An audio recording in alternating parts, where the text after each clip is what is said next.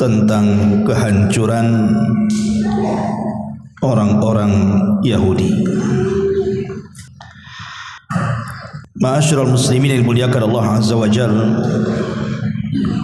sebelum kita masuk pada temanya, kenapa saya ingin angkat permasalahan ini? Karena santer di media akhir-akhir ini, atau boleh dikata berita yang sangat viral sekali, bahwa kehancuran Zionis Yahudi di Israel ini semakin dekat. Bahkan diramalkan tidak lama lagi, tahun 2027. Tentu karena ada seorang ulama dari Palestina, Ahmad Yasin rahimahullahu ta'ala, ketika diwawancarai, beliau mengatakan, kenapa saya memastikan bahwa kehancuran Zionis Israel itu tidak akan lama. Alasannya karena berdasarkan Al-Quranul Karim. Jadi berdalil dengan Al-Quran Al-Karim, di mana pernah saya ceritakan kepada antum tentang kisah Nabi Musa alaihi salatu wassalam yang terdampar di sebuah padang pasir. Ketika itu Nabi Musa harus melawan orang-orang Kaldaniun ataupun Kan'aniyun atau penduduk asli Palestina kala itu. Tapi kemudian Bani Israel menolak dan mengatakan perkataan lancang kepada Nabi Musa alaihi salatu wassalam, idhab anta wa rabbuka faqatila innaha huna qaidun. Kalau engkau ingin berperang, silahkan berperang. Kami Bani Israel akan duduk-duduk di sini. Ajak Tuhanmu berdua perang sana. Akhirnya sebab perkataan ini, maka Allah Subhanahu wa taala menurunkan azab kepada Bani Israel, tidak bisa keluar dari padang pasir itu.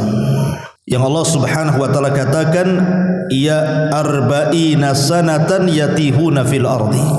Selama 40 tahun mereka seolah-olah linglung hanya berputar-putar di negeri itu saja, sampai wafat Nabi Harun dan juga Musa wafat di situ. Di dalam surat ini, arba'ina sanatan yatihuna fil ardi, 40 tahun mereka berkeliling, tidak bisa keluar dari negeri itu. Muncullah angka 40 di sini. Angka 40 tahun. Ada apa dengan angka 40 tahun? Ada yang mengatakan bahwa, kata beliau Syekh Ahmad Yasin ini, karena kita tahu bahwa Syekh Ahmad Yasin ini juga meninggal di tahun 2004 kalau tidak salah, setelah melaksanakan sholat subuh, kemudian dibom mobilnya dan meninggal. Jadi kalau kita mengurut kenapa kemudian orang-orang Zionis Yahudi itu sampai bertempat di Palestina, minggu-minggu yang lalu sudah saya bahas sedikit bahwa mereka diletakkan oleh orang-orang Inggris di situ, tentu sebagai balas jasa. Karena yang mendanai perang kebanyakan ketika itu untuk melawan kerajaan Jerman dan juga Turki Utsmani itu kebanyakan orang-orang Yahudi pendananya. Makanya ketika Perang Dunia Pertama dimenangkan oleh Inggris, maka sebagai balas budi Inggris akhirnya meletakkan orang-orang Yahudi yang tersebar di Eropa, kemudian diberikan tanah dengan dalih sejarah, kemudian diletakkanlah di Palestina yang sekarang menjadi negara Israel.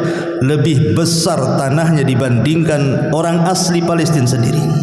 Lah, ada yang mengatakan bahwa, kata beliau, kata Syekh Ahmad Yasin ini, beliau mengatakan bahwa kemarin serangan 7 Oktober ya, yang ma'ruf ya beritanya kan, Hamas yang menyerang pertama, dan itu serangan yang tidak diduga-duga orang Israel. Mereka mengatakan bahwa kalau kita mengurut angka 40 itu dari mulai berdirinya kerajaan Israel tahun 1948, disitulah mulai Israel berdiri di Palestina. Kemudian sampai 1988 itu puncak kejayaan orang-orang Israel, maksudnya membantai warga-warga Palestina. Nah, di tahun itu berdirilah Hamas katanya. Dan sekarang usianya Hamas itu sudah hampir 40 tahun berdirinya Hamas itu. Berarti di sini sudah ada tanda-tanda kehancuran orang-orang Yahudi. Dan tepat di 2027 itu pas di angka 40 tahun. Makanya kemudian beliau Syekh Ahmad Yasin mengatakan bahwa sebentar lagi, kemudian beliau mengatakan sekitar 2027, maka dipastikan Zionis itu akan tumbang. Karena biasanya seseorang itu usianya dari usia 1 tahun sampai 40 tahun itu kan lagi kuat-kuatnya. Tetapi kalau sudah di atas 40 tahun itu sudah mulai rapuh orang itu. Artinya Yahudi menuju kerapuhan, sementara pejuang Palestina dalam hal ini Hamas gitu ya, dan juga orang-orang yang menyokongnya di sana itu di atas puncak kejayaan karena sudah hampir 40 tahun. Lah dari dalih ini kemudian santer di mana-mana bahwa kejatuhan Zionis Yahudi itu sudah dekat. Buktinya daerah yang tidak punya negara dengan peralatan seadanya bisa memiliki alat-alat canggih dan bisa menyerang negara yang sangat kuat yang didukung oleh Amerika, Inggris, India dan yang lainnya. Kalau bukan tanda-tanda kemenangan, apa namanya? Itu kemudian menjadi viral hari ini bahwa Zionis Yahudi itu akan runtuh pada waktu yang sesingkat-singkatnya hitungan tahun ke depan. Tapi bagaimana pandangan kita? Pandangan Al-Quran, pandangan para ulama tentang ijtihadnya daripada Syekh Ahmad Yasin ini. Sebagian ulama kontemporer mengatakan bahwa itu kan ijtihadiyah saja. Kalau memang ijtihadiyah benar, alhamdulillah kita aminkan. Mudah-mudahan dalam waktu dekat Israel tumbang, kemudian Palestina merdeka. Itu harapan kita kaum muslimin di mana-mana. Kalau memang prediksi dia benar kan begitu. Tapi kalau seandainya tidak benar, jangan pula kemudian menyalahkan Al-Quran. Kalau begitu Al-Quran tidak benar, bukan Qurannya yang tidak benar. Kadang-kadang yang mentafsirkannya itu yang salah. Taib ma'asyiral muslimin yang dimuliakan Allah Azza wa Jalla, malam ini kita akan fokus kepada surah Isra, karena disinilah rahasia tumbangnya Zionis Yahudi di akhir zaman. Ma'asyiral muslimin yang dimuliakan Allah Azza wa Jalla, dalam surah Isra ayat 1 sampai ayat 8 Allah Subhanahu wa taala berfirman, Subhanalladzi asra bi 'abdihi lailan minal masjidil harami ilal masjidil aqsa alladzi barakna haulahu linuriyahu min ayatina innahu huwas samiul basir. Maha suci Allah yang telah memperjalankan hambanya, maksudnya Nabi SAW, pada malam hari dari Masjidil Haram ke Masjidil Aqsa yang telah kami berkahi sekelilingnya, agar kami memperlihatkan kepadanya sebagai tanda-tanda kebesaran kami, dan sesungguhnya Dia Maha mendengar lagi Maha melihat. Ayat ini juga sebagai dalil tentang kesucian Aqsa, bahwa Aqsa itu milik kaum muslimin. Karena Nabi SAW pernah menjadikan kiblat 3 tahun di Mekah, dan 16 bulan di Madinah. Artinya Baitul Maqdis pernah menjadi kiblat Nabi SAW dan kiblat kaum muslimin selama 3 tahun 16 bulan. Baru kemudian kiblat dialihkan.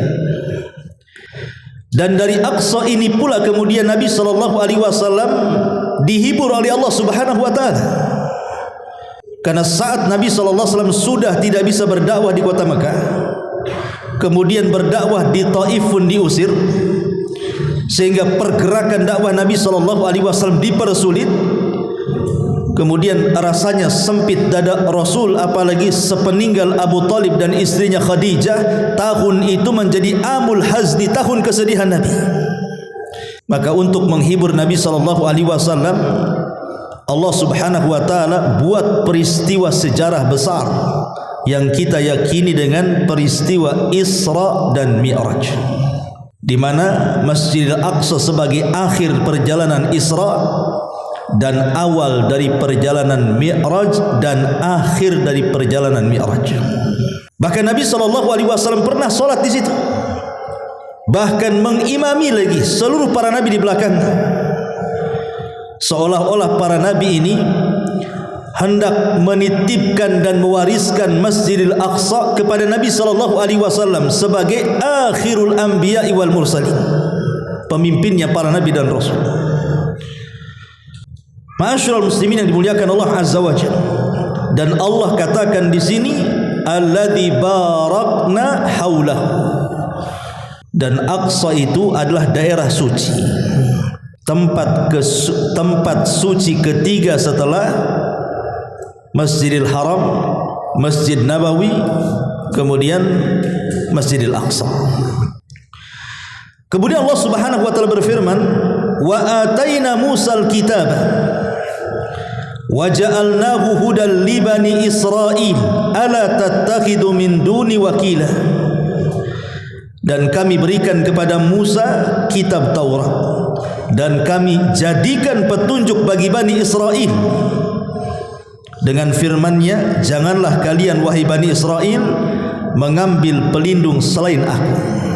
Makna ayat yang kedua ini seolah-olah Allah Subhanahu wa taala ingin mengatakan kepada kita, setelah Allah muliakan Nabi SAW dengan peristiwa Isra dan Mi'raj, atau sebagaimana Allah memuliakan Nabi SAW dengan peristiwa Isra dan Mi'raj, begitu juga Nabi Musa dimuliakan Allah dengan diturunkan Taurat.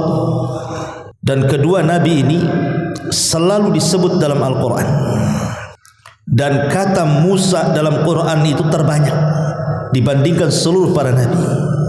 Seolah-olah kita tidak bisa dipisahkan dengan Nabi Musa. Bahkan Musa disebut di sini karena dia juga berjasa kepada kita, jangan salah. Yang menyuruh Nabi SAW untuk mengurangi solat 50 waktu, akhirnya menjadi 5 waktu. Siapa? Nabi Musa. Nabi Musa yang meminta kepada Rasul untuk meminta diringankan. Akhirnya Rasul pun mengikuti saran Musa, akhirnya dikurangi dari 50, 45, 40, 35, 30, 25, 20, 15, 10 sampai menjadi 5 waktu. Makanya disebut setelah peristiwa Isra Mi'raj ini, Nabi Musa alaihi salatu wasallam dengan mukjizatnya Taurat. Kemudian Allah mengatakan, dzurriyyata man hamalna ma'a Nuhin innahu kana 'abdan syakura. Wahai keturunan orang-orang yang kami bawa bersama Nuh, sesungguhnya dia Nuh adalah hamba Allah yang banyak bersyukur. Allah ingatkan tentang orang-orang yang dalam Nuh itu.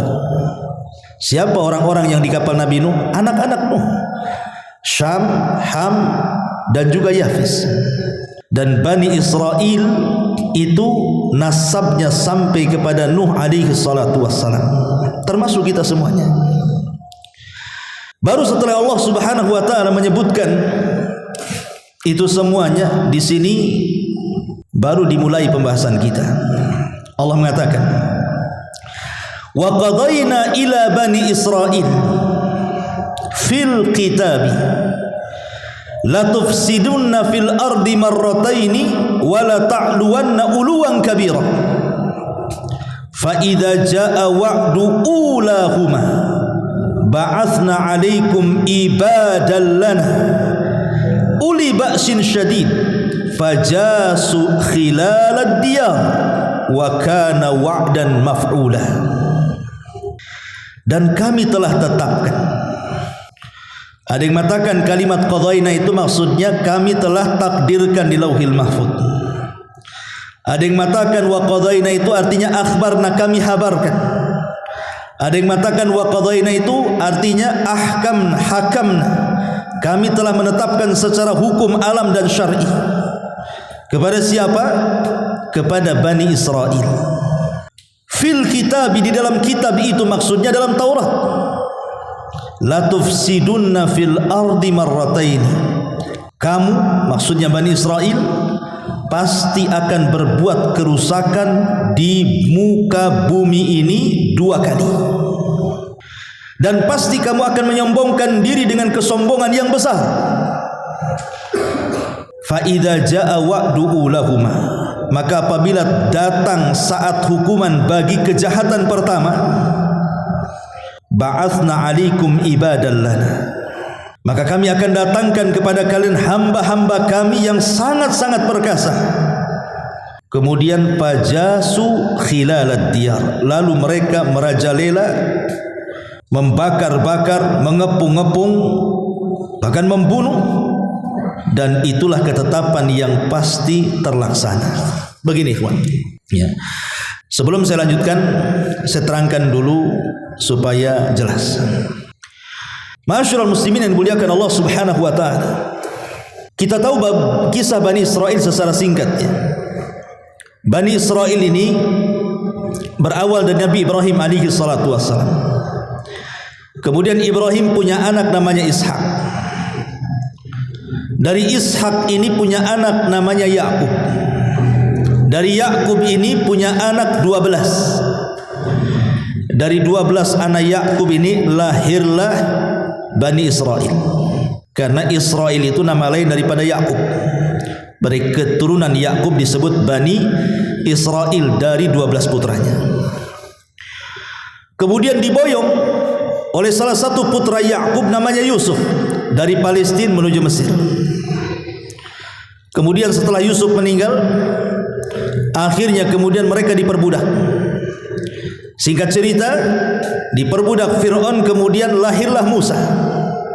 Maka Musa pun kemudian membawa Bani Israel menuju tanah perjanjian Palestina, tetapi terdampar di bumi linglung karena mereka tidak mau diajak jihad. Sampai Musa wafat, Harun pun wafat.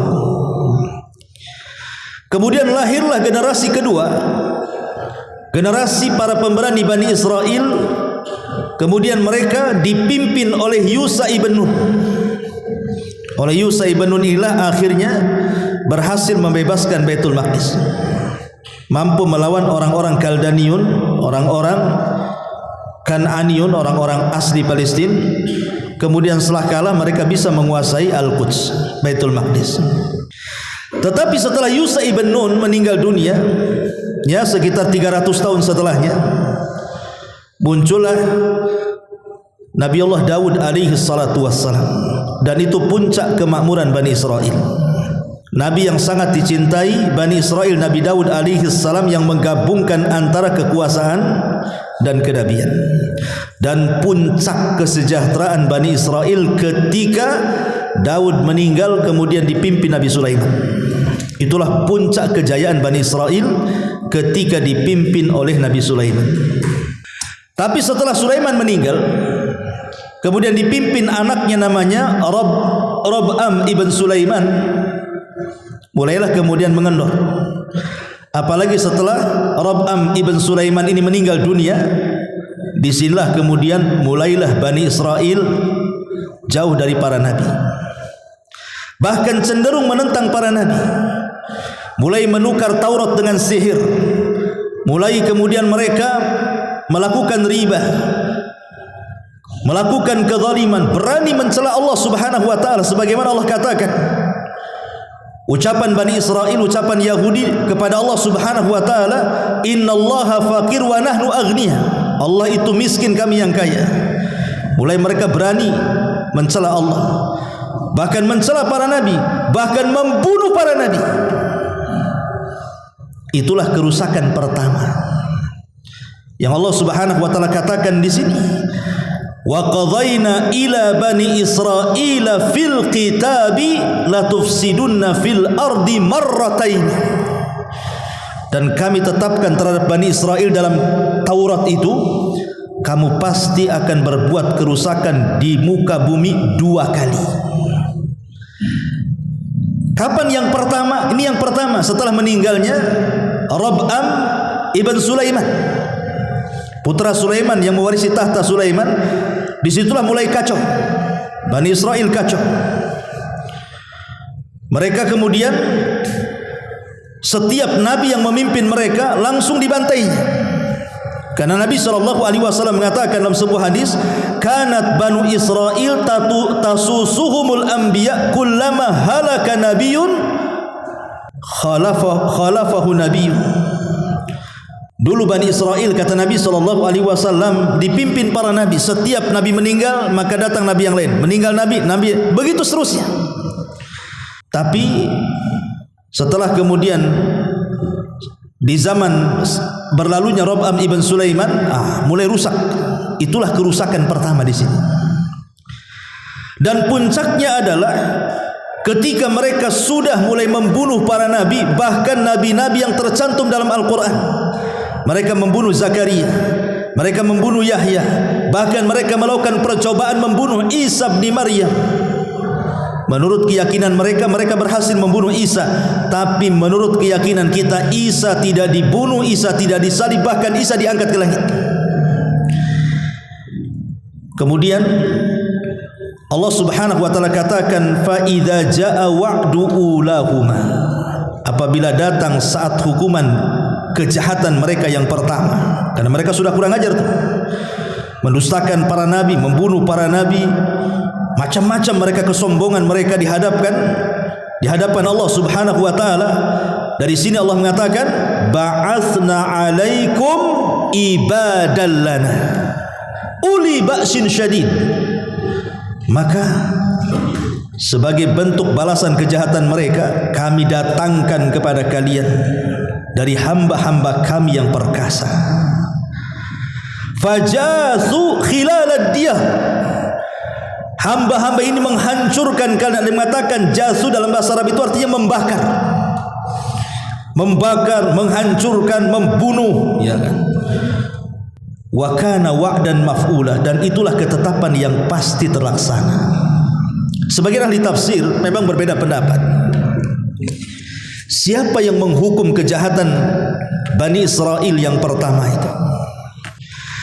Ada yang mengatakan bahwa Allah Subhanahu wa taala kirim kepada mereka Maliku Babil, Raja Babylon, namanya Bukhtun Nasr. Bukhtun Nasr ini membawa pasukan besar di malam hari, kemudian menghancurkan Palestina sehancur-hancurnya.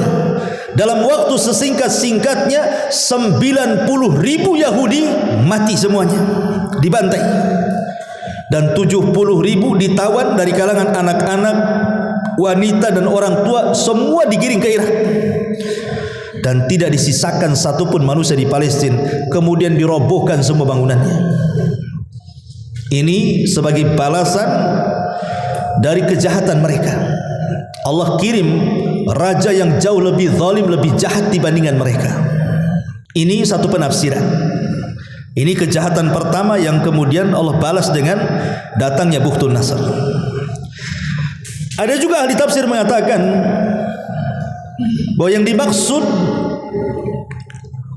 ibadah lana, hamba-hamba yang kami utus kepada mereka ini bukan cerita di zaman sebelum Nabi. Jadi bukan cerita Yahudi di zaman sebelum Nabi, tapi ayat ini turun bicara soal Yahudi di zaman Nabi. Ketika orang-orang Yahudi mereka mengalami kekalahan perang di Yerusalem, maka banyak di antara mereka yang kemudian hijrah meminta suaka, dan kebanyakan mereka kemudian mengarah ke Madinah, yang dulu mereka sebut sebagai kota Yathrib. Disitulah kemudian Yahudi bercokol. ada Yahudi Bani Quraisy, ada Yahudi Bani Nadir, ada Yahudi Bani Quraidah, termasuk juga Yahudi Khaybar dan beberapa kabilah-kabilah Yahudi kecil yang ada di sekitarnya. Lambat laun mereka pun menguasai Yathrib, padahal mereka pendatang, tapi mereka mulai menguasai Yathrib, menguasai ekonomi, mulai sombong, congkak, kemudian menindas orang-orang Arab. Persis seperti sekarang, di mana orang-orang Zionis Yahudi itu yang dulu tidak punya negara kemudian mencaplok tanah Palestina. Setelah dicaplok kemudian mereka pun menguasai, berlaku zalim, aniaya, bahkan setiap hari mereka melakukan pembunuhan. Dan puncaknya adalah bulan-bulan ini. Bayangkan 1 bulan lebih saja sudah 12.000 jiwa melayang, 4.000-nya anak-anak, 2.000 lebih perempuan, dan lebihnya orang-orang sipil. Tentara itu tak banyak yang mati. Sebenarnya melawan siapa anda ini? Ma'asyiral muslimin yang dimuliakan Allah Subhanahu wa taala.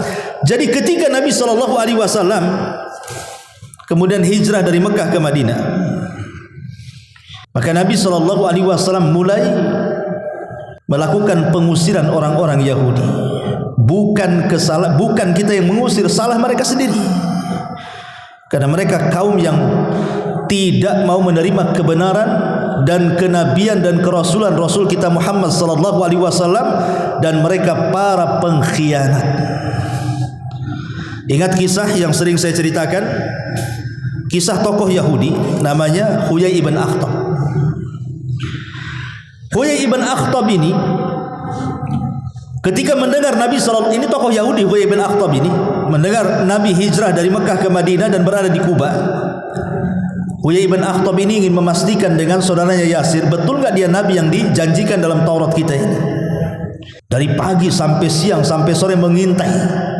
Rupanya setelah dicermati betul ciri-ciri yang ada pada Nabi kita Muhammad sallallahu alaihi wasallam semua ada dalam Taurat.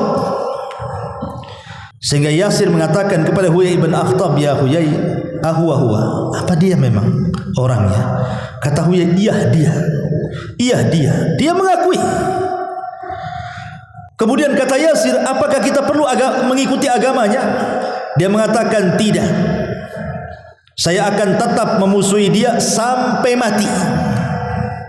Tahu kebenaran, tapi tetap memusuhi Nabi SAW. Dari sini kita tahu bahwa mereka itu tidak mendustakan Nabi, tetapi mereka hanya karena menyimpang dari ayat-ayat Allah saja. Mereka yakin itu Nabi, tapi mereka menyimpang. Makanya ketika kemudian Bani Quraidah jatuh ke tangan kaum muslimin, diserang, lah ketika itu Huyai ibn Akhtab ketangkap dan hendak dibunuh, apa kata Nabi SAW? Ya Huyai, kenapa kau tidak mengakui agama? Dia mengatakan, aku tidak menyesal karena memusuhimu sampai mati, katanya. Dia mengatakan tidak menyesal. Akhirnya dipenggal lehernya. Ya.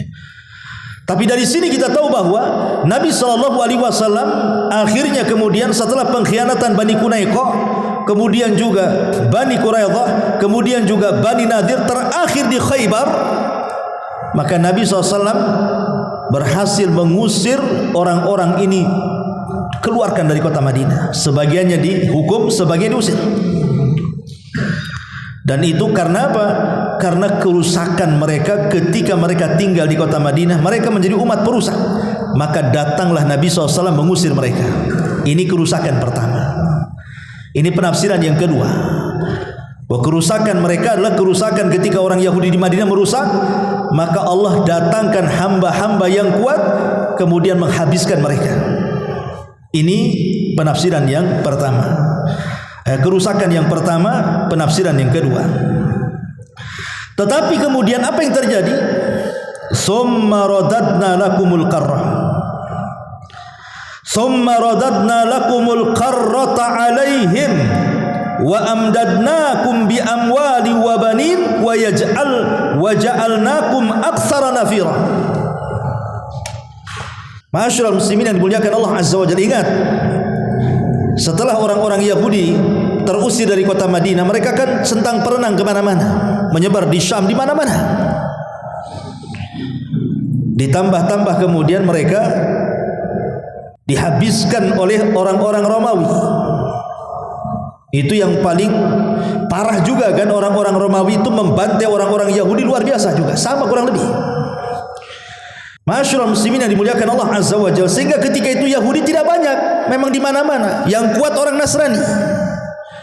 Tapi kemudian di zaman Umar radhiyallahu an, ketika orang Nasrani menguasai Al-Quds, maka berhasil dikalahkan dengan damai.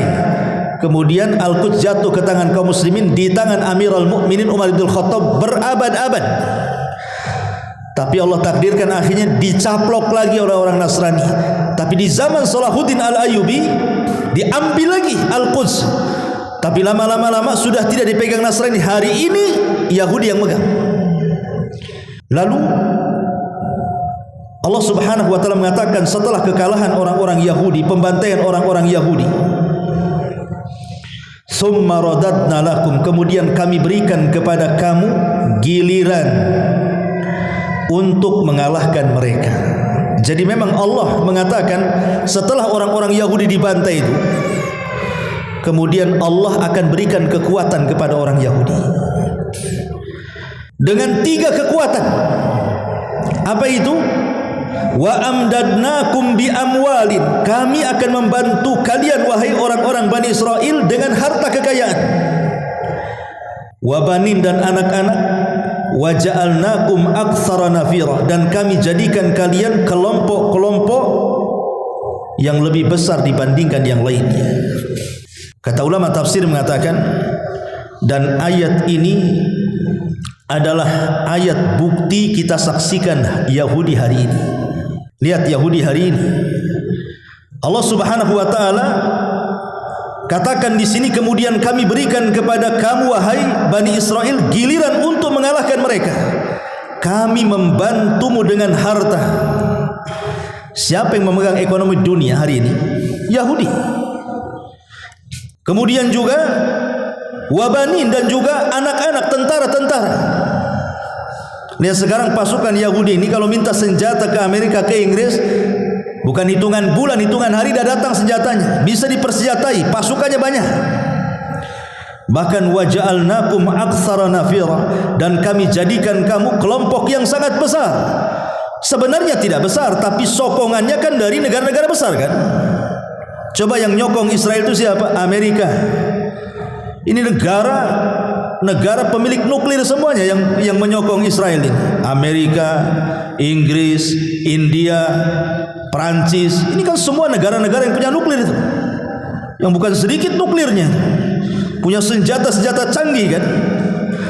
Persis seperti Allah katakan di sini, di mana Allah Subhanahu wa taala katakan wa ja'alnakum aktsara nafira, dan kami jadikan kamu kelompok-kelompok yang besar, besar segalanya, menguasai media. Siapa yang menguasai media? Yahudi. Yahudi menguasai media. Makanya karena dia menguasai media, dia bisa mengotak-atik sejarah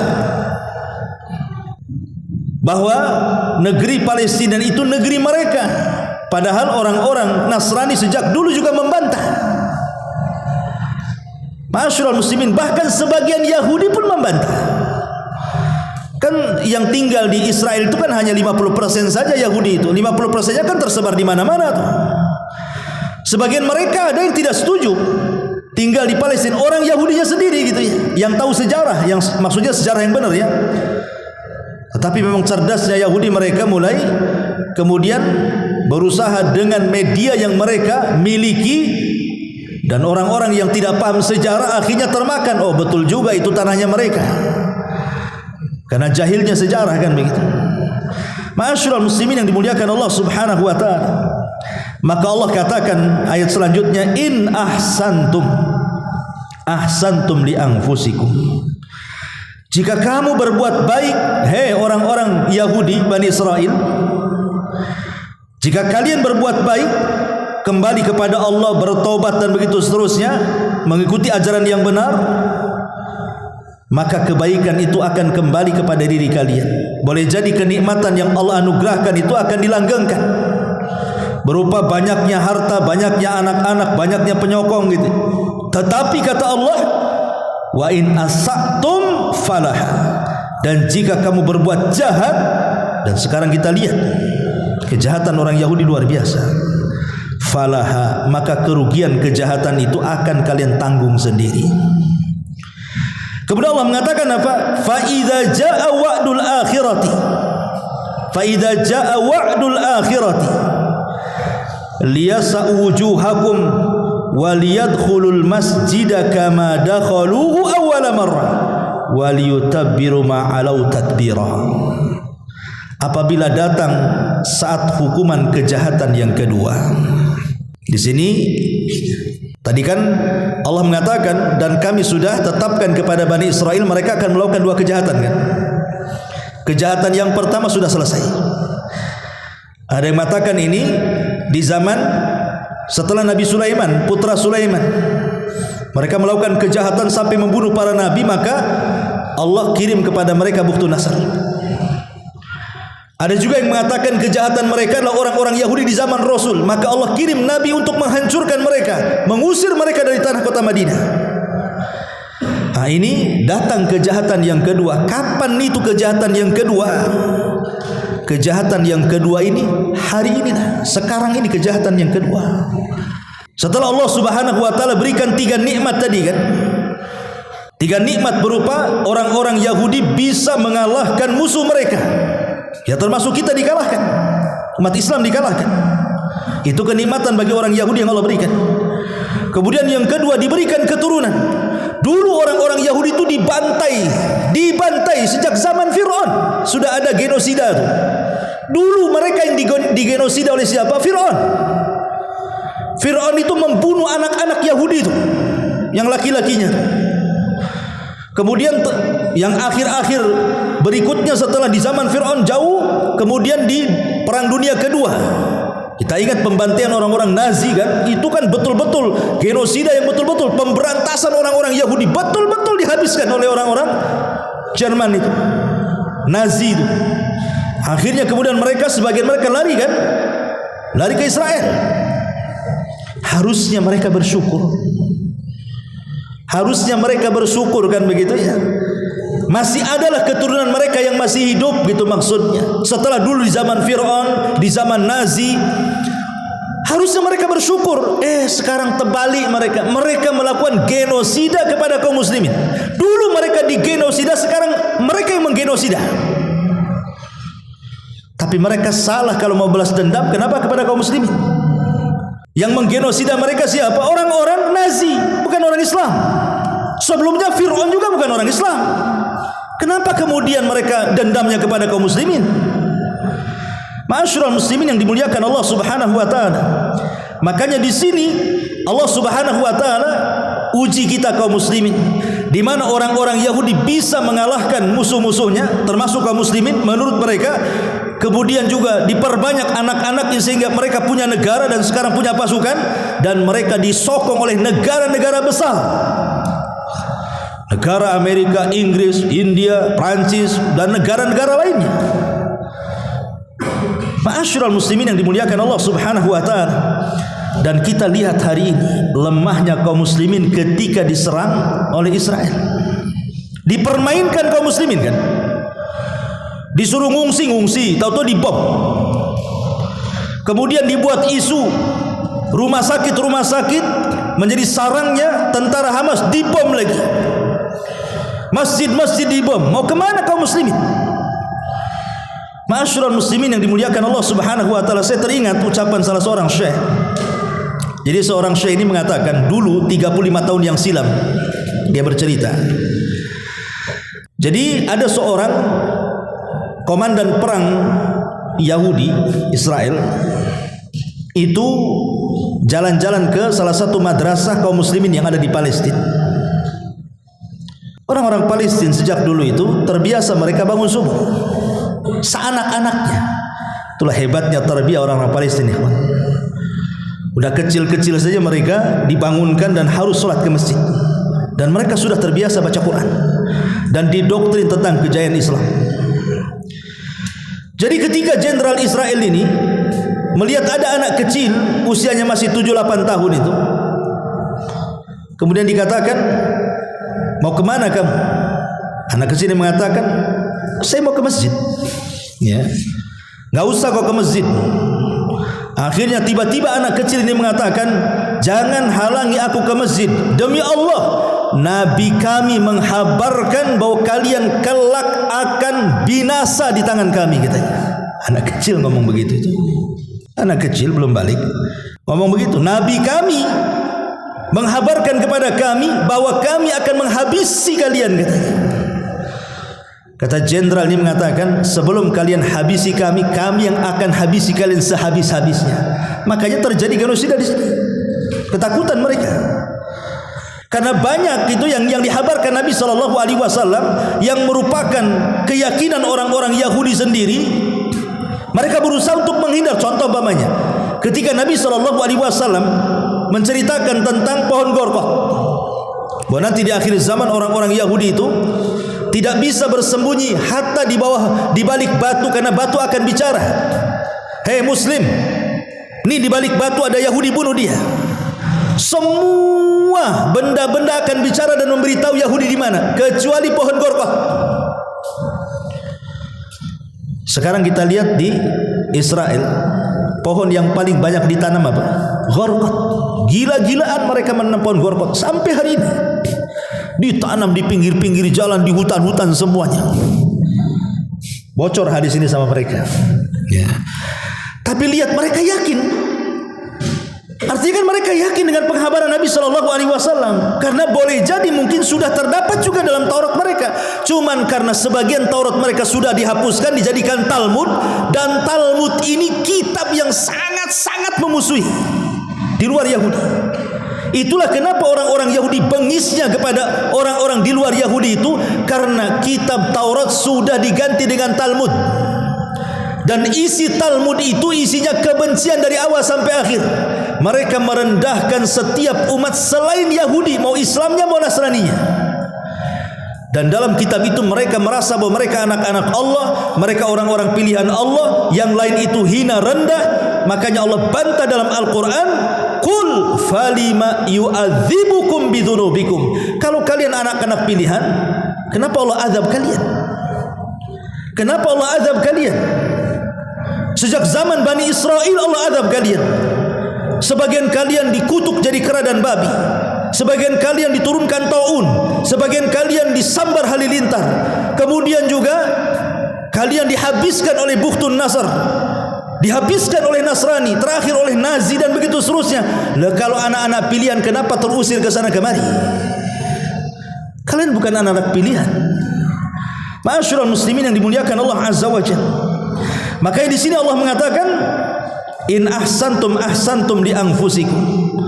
Kalau kalian berbuat baik, taat kepada Allah, kembali kepada ajaran yang benar, maka nikmat itu akan tetap pada kalian. Tetapi wa in asatum, kalau kalian berbuat jahat, dan sekarang kejahatan mereka sudah nampak. Kejahatan mereka sangat keji dan kejam. Maka Allah mengatakan, falaha, tanggung sendiri kejahatan kalian itu. Dan Allah mengatakan apa? Fa idza jaa wa'dul akhirati. Dan jika apabila datang saat hukuman kejahatan yang kedua. Ini sekarang kejahatan yang kedua tuh mereka tuh. Bentar lagi akan datang hukuman kepada mereka. Kami bangkitkan musuh-musuhmu. Liyasa'u wujuhakum, untuk menyuramkan wajah-wajah kalian.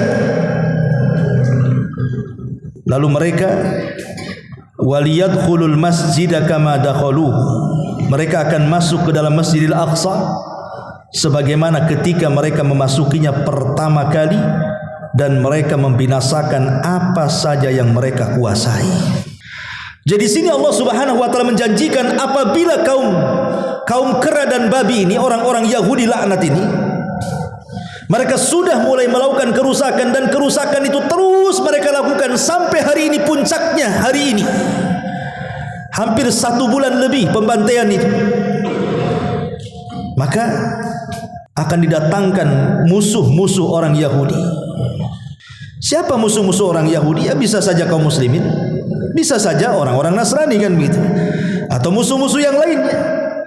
Ya. Tetapi sebagian para ulama mengatakan maksudnya di sini adalah kaum muslimin. Jadi kelak kaum muslimin akan kembali merebut Masjidil Aqsa, dan mereka akan masuk ke Masjidil Aqsa itu sebagaimana dulu di zaman Umar ibn Khattab radhiyallahu an masuk ke Masjidil Aqsa tanpa ada rasa takut. Kalau sekarang masuk Masjidil Aqsa nggak bisa, karena semua di bawah otorita Israel. Masjidil Aqsa bayar aja ya uangnya untuk Israel lah. Belum lagi keamanannya, kadang-kadang main tembak saja ya. Orang ketakutan masuk Masjidil Aqsa. Tapi nanti Allah sudah janjikan ini, nanti orang-orang Yahudi Zionis itu akan dibinasakan oleh musuh mereka, maksudnya kaum muslimin. Dan kaum muslimin akan bisa merebut Masjidil Aqsa. Apa ini? Iya. Subhanallah. Iya.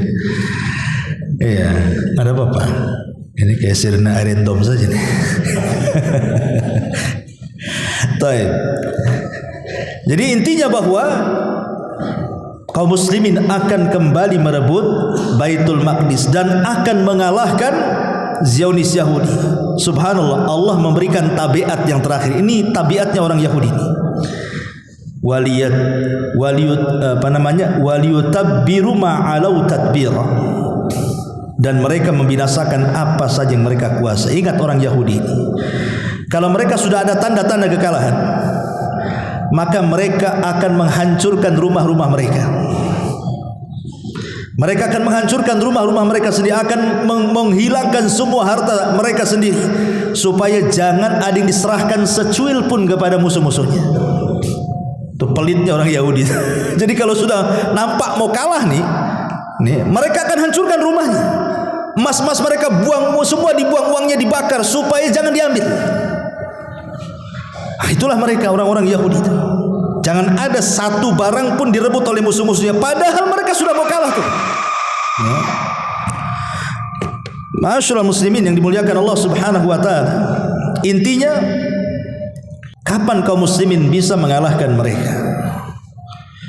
Kapan? Ini kan jelas janji Allah nih. Apabila mereka melakukan kerusakan yang kedua, maka kaum muslimin akan mampu mengalahkan orang-orang Yahudi dan mampu memasuki Masjidil Aqsa seperti awal pertama kali di zaman Umar ibn Khattab radhiyallahu anhu. Lah dari sinilah kemudian muncul prediksi-prediksi, sampai keluarlah fatwa siapa tadi? Ahmad Yasin. Karena sekarang sudah lihat bagaimana kerusakan orang-orang Yahudi dan bagaimana kecanggihan Hamas kan gitu ya. Kelompok kecil yang tidak punya negara, yang hanya di bawah otoritasnya Israel kan itu. Mereka pun negaranya kecil, kok bisa kemudian menggalang kekuatan begitu luar biasa. Sekali nyerang 5.000 roket itu dari mana? 5.000 roket itu dari mana coba ingat? Bukan sedikit 5.000 roket tuh ketika badai Al-Aqsa tuh. Sehingga banyak orang yang memprediksi ya, jangan-jangan kemudian apa yang dikatakan oleh Syekh Ahmad Yasin ini memang akan menjadi kenyataan. Apalagi sekarang, dulu mungkin tidak ada media, sehingga pembantaian kaum muslimin dari tahun ke tahun ya, pembantaian kaum muslimin dari tahun ke tahun itu tidak diketahui media kan. Padahal mereka membunuh biasa saja. Udah ratusan jiwa mereka bunuh itu dari tahun ke tahun itu. Dan sekarang puncaknya dan baru diketahui kaum muslimin dimanapun mereka berada karena ada media. Barulah dikutuk oleh semua negara. Tetapi kutukan itu apa kemudian berpengaruh? Tidak juga, resolusi PBB juga tidak ngaruh. Ya gimana mau ngaruh coba?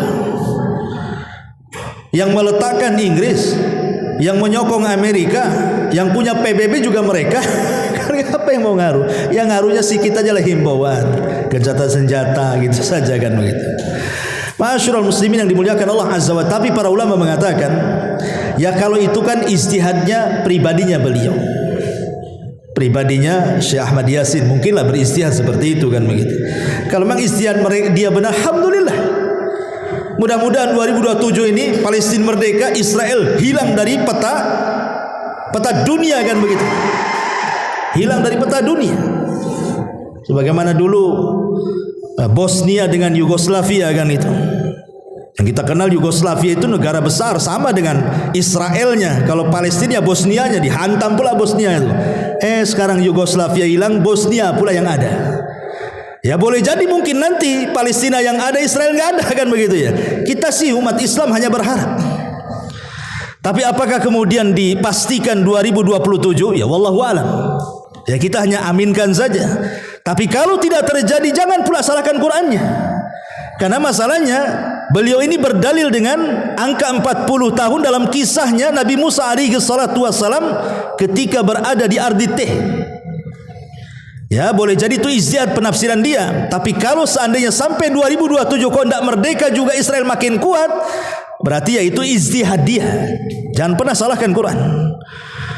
Karena penafsiran Al-Quran ini ya kadang-kadang ditafsirkan berbagai macam, dan ulama-ulama dulu juga sudah mentafsirkan, dan kita mengacu kepada tafsir-tafsir yang kredibel dari para ulama-ulama salaf yang sudah ada. Ya walaupun usaha ulama-ulama kontemporer mengatakan seperti itu, tapi kita tidak bisa memastikan. Apalagi dengan melihat kondisi kelemahan kaum muslimin hari ini, rasanya mustahil. Rasanya mustahil. Kenapa? Bayangkan ya, umat Islam itu hampir 2 miliar, tapi keberadaan mereka seperti buih di lautan. Kalau seandainya umat Islam mau bersatu saja memerangi Israel, sebentar aja kan begitu. Tetapi karena kondisinya seperti buih di lautan, ya banyaknya ya centang perenang sajalah. Persis seperti Nabi SAW katakan, walakinnakum gusaun ka gusais saili. Tapi kondisi kalian seperti buih yang ada di lautan, kata Rasul. Di mana perasaan takut musuh-musuh sudah dicabut, perasaan kemuliaan dalam hati kita sudah dihilangkan, dan ditanamkan perasaan al-wahnu, kelemahan. Ma'asyiral muslimin yang dimuliakan Allah Azza wa Jalla, sampai hari ini saya tanya coba, negara-negara Islam yang masuk pasukan, masuk senjata, masuk apa, mana ada? Belum ada kan? Ya paling di luar sajalah. Itu pun hanya segelintir orang kan, ormas-ormas saja kan. Negara-negara besar kan tidak. Tapi mereka menghimbau gencatan senjata, damai dan begitu seterusnya. Itulah yang bisa dilakukan, apalagi karena memang kuatnya Israel ya wajar, karena sokongannya negara-negara besar kan begitu ya. Sokongannya Amerika, Inggris, India, Perancis saja, bayangkan negara-negara besar semua. Ma'asyiral muslimin yang dimuliakan Allah Azza wa Jalla. Tapi walaupun demikian, bukan berarti kita tidak bisa berjihad melawan mereka. Alhamdulillah saya bersyukur ada fatwa daripada MUI tentang pemboikotan kan begitu. Ya minimalnya lah kita boikotlah produk-produk mereka itu, karena sudah keluar fatwa. Dan juga pemerintah tegas sekarang ini kan membela Palestina dan juga menyungsung kemerdekaan mereka. Kalau sudah seperti ini, apalagi yang ditunggu? Boikot sajalah. Kemudian jangan lupa berdoa kepada Allah Subhanahu wa taala untuk kehancuran Yahudi dan kemenangan warga Palestina, kaum muslimin, saudara-saudara kita yang ada di sana. Dan kalau memang punya biaya, ya kita berikan kepada mereka, karena mereka memang sangat kekurangan makanan, minuman, pasokan listrik dan begitu seterusnya. Dan lebih daripada itu, kita bisa berjihad lewat media. Kalau Israel bisa membayar buzzer-buzzer untuk membalikan fakta, di tangan antum ada handphone. Kita bisa juga menyerang mereka lewat media kan itu. Karena perangnya pakai apa lagi? Mau sengaja antum datang ke sana, jangankan ke sana, orang Palestina keluarnya nggak bisa, antum mau masuk pula. Gimana caranya? Ma'asyiral muslimin yang dimuliakan Allah Subhanahu wa taala. Jadi kalau kita melihat sekarang ya, kondisi Palestina, maksudnya perang Palestina hari ini dengan Zionis Yahudi itu, kalau saya simpulkan ada 4 perkara di mana Al-Quran membongkar keburukan orang-orang Yahudi dengan peperangan ini ya. Saya akan sebutkan 4 ayat bagaimana Al-Quran membongkar keburukan mereka. Pertama, surah Al-Maidah ayat 82. Allah Subhanahu wa taala mengatakan, la tajidanna asyaddan nas adawatan lilladzina amanul yahud walladzina asyraku. Sesungguhnya kamu dapati orang-orang yang akan atau orang yang paling keras permusuhannya terhadap orang-orang yang beriman, mereka adalah orang-orang Yahudi, kemudian orang-orang yang melakukan kesyirikan. Lihat bahasa Quran.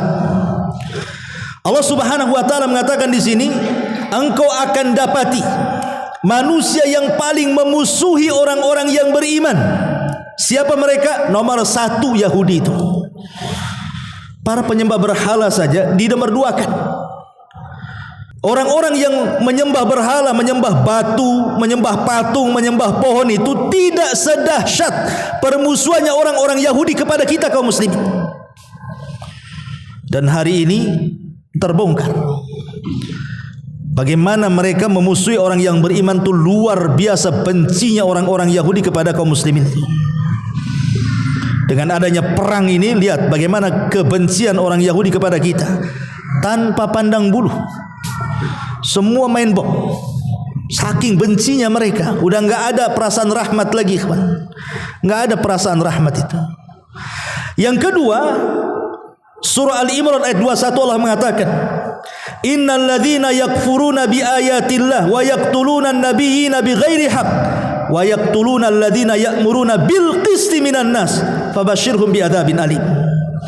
Sesungguhnya orang-orang yang mengingkari ayat-ayat Allah dan membunuh para nabi tanpa alasan yang benar, serta membunuh orang-orang yang menyuruh manusia berbuat adil. Lihat sekarang siapa yang mereka bunuh. Dulu mereka membunuh para nabi, sekarang mereka membunuh para ulama, orang-orang baik, orang-orang yang sedang sholat di masjid mereka bom. Bahkan anak-anak yang tidak berdosa, wanita-wanita, bahkan orang-orang tua yang tidak sanggup mengangkat senjata. Mereka sudah tidak ada aturan perang, tapi kaum muslimin ada aturan perang. Tidak boleh membunuh anak-anak, tidak boleh membunuh wanita, tidak boleh membunuh orang tua. Bahkan padri-padri, rahib-rahib, pendeta-pendeta di gereja tidak boleh dibunuh. Itu dalam Islam. Tapi mereka tidak, ya. Dan ini lihat faktanya hari ini. Kemudian yang ketiga, surah Al-Anfal ayat 73. Allah mengatakan walladzina kafaru ba'duhum awliya'u ba'din. Dan orang-orang kafir sebagian mereka akan menjadi pelindung bagi yang lainnya. Lihat, Amerika dengan Yahudi beda agama, tapi sama-sama kafir. Maka orang kafir melindungi kafir yang lainnya. Amerika kan kebanyakan Nasrani. Kalau Israel jelas-jelas Yahudi kan. Kenapa Nasrani membantu Yahudi? Karena Allah yang mengatakan bahwa orang-orang yang adapun orang-orang kafir sebagian mereka pasti akan menyokong sebagian yang lain. Karena dalam Islam al-kufru millatun wahid, kekafiran itu satu agama. Walaupun demikian, tahsabuhum jami'an wa qulubuhum syatta. Kau lihat mereka bersatu, hakikatnya mereka berperang. Karena mereka bersatu itu semua ada kepentingan di baliknya. Dan yang keempat, yang terakhir, Allah mengatakan dalam surah Al-Baqarah 96, wala tajidannahum ahrasan nasi ala hayatin wa minal ladzina asyraku yawaddu ahaduhum law yu'ammaru alfa sanatin wa ma huwa bimuzahzihi minal adzabi an yu'ammar wallahu basirum bima ya'malun. Dan sungguh engkau wahai Muhammad akan mendapati mereka orang-orang Yahudi, manusia paling tamak akan kehidupan dunia, bahkan lebih tamak dibandingkan orang-orang musyrik. Masing-masing dari mereka ingin berumur 1000 tahun, padahal umur panjang itu tidak akan menjauhkan mereka dari azab, dan Allah Maha melihat apa yang mereka kerjakan. Yahudi itu paling tamak kepada dunia, sebab itu mereka orang yang paling pengecut. Lihat hari ini tentara-tentara Yahudi yang diberitakan itu, sampai stres tentaranya itu, sampai minum pil. Bahkan ada orang Yahudi itu sampai nggak mau perang lagi, sampai resign dia dari kesatuannya, karena menghadapi kaum muslimin yang mereka para pemberani, berani mati. Mereka istilahkan melawan barbar gitu ya. Bukan, kita bukan barbar. Memang kita ini kalau sudah di hadapan kita musuh, maka ada istilah mut syahidan, matilah dalam kondisi syahid. Apalagi jihad bagi mereka itu wajib karena diserang. Jihad bagi orang-orang Palestina itu sudah wajib, wajib ain. Bukan wajib kifayah lagi, wajib ain. Dan mereka mendapatkan keutamaan ribat, ikhwan. Apa itu ribat? Ribat itu mereka berada di perbatasan perang, dan mereka selama hidup mereka sampai hari ini mereka senantiasa di perbatasan. Kenapa di perbatasan? Mau keluar dari mana? Orang-orang Palestina itu mereka di penjara besar yang sewaktu-waktu bisa dibom, bisa ditembak, bisa dibunuh. Maka mereka itu berada di ribat. Selamanya mereka di ribat. Maka mereka akan dapat keutamaan ribat itu. Ma'asyiral muslimin yang dimuliakan Allah Azza wa Jalla, lihat, mereka pemberani luar biasa. Tapi orang-orang Israel memang para pengecut. Yahudi itu pengecut, beraninya kepada anak-anak, beraninya kepada perempuan, beraninya kepada orang-orang tua yang tidak mengangkat senjata, beraninya lewat atas main bom saja. Makanya betul kata Al-Quran di sini kan, Allah mengatakan, dan sungguh engkau Muhammad akan mendapati orang-orang Yahudi manusia yang paling tamak kepada dunia, takut mati. Itu hakikat mereka sebenarnya.